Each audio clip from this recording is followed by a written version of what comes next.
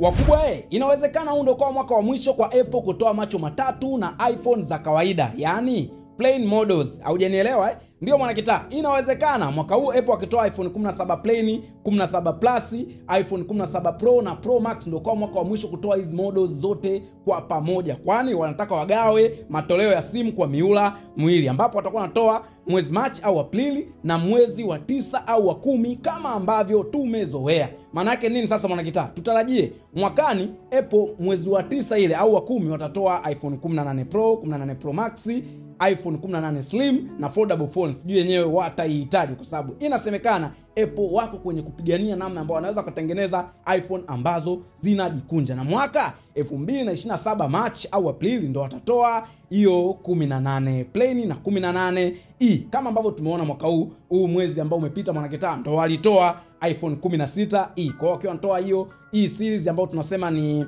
special edition ndo ambapo watatoa na hiyo hapo plain models. Mawazo yako ni yapi mwana kitaa?